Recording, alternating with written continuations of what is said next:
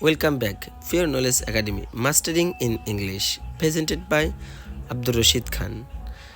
Completing sentence. প্রিয় শিক্ষার্থী বন্ধুরা, আজ আমরা কমপ্লিটিং সেন্টেন্সের 1 নম্বর নিয়ম আলোচনা করব। ইট ইজ হাই টাইম অর্থ এখনই উপযুক্ত সময়। ইট ইজ হাই টাইমের পরে যে সেন্টেন্সটি ব্যবহার হয় সেটি পাস্ট ইনডিফিনিট টেন্সের ব্যবহার হয়ে থাকে। অর্থাৎ ইট ইজ হাই টাইম এর পরে পাস্ট ইনডিফিনিট টেন্স এর ব্যবহার করতে হবে। যেমন it is high time plus subject plus ভার্বের পাস্ট ফর্ম প্লাস অবজেক্ট। অর্থাৎ ইট ইজ হাই টাইমের পরে যে সেন্টেন্সটি ব্যবহার হবে তার ভার্বের পাস্ট ফর্মের ব্যবহার হবে। যেমন ইট ইজ হাই টাইম। বাকিটুকু সম্পূর্ণ করতে হলে আমাদেরকে পাস্ট ইনডিফিনিট টেন্সের ব্যবহার করতে হবে।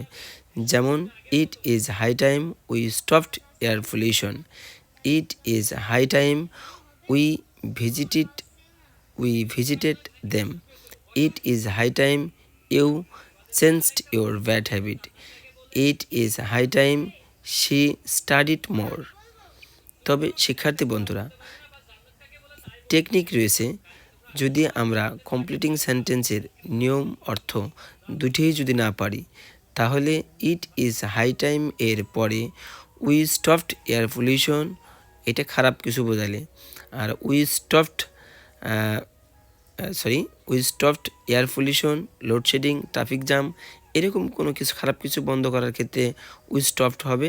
আর ভালো কিছু যদি বোঝায় উই স্টাডিড অ্যাবাউট ইট অথবা we changed the bad habit. এই তিনটি বাক্য ব্যবহার করলেই কমপ্লিটিং সেন্টেন্স সম্পূর্ণ হবে। তো শিক্ষার্থী বন্ধুরা, আশা করি ভালো থাকা হয় যেন। থ্যাংক ইউ, জাজাকাল্লাহ খায়রান ফর ইউর অ্যাটেনশন।